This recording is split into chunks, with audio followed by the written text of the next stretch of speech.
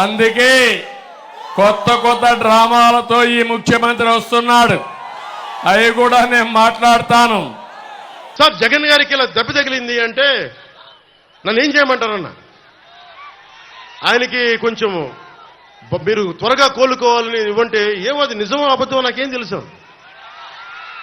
అతనే ఇలా టప్పులు కొట్టేసుకున్నాడో ఎవరికి తెలుసు?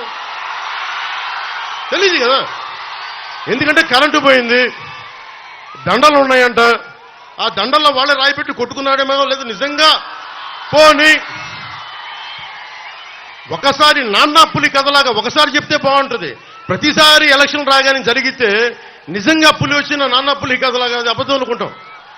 సరే, నిజంగా మీ మీద రాయి చూడండి, మీరు పట్టుకోండి.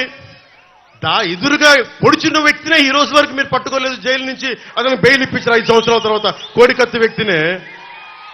ఈ సెంటిమెంట్ డ్రామాలు దయచేసి ఆపండి. ఈ నాటకాలు భరించలేకపోతున్నాం.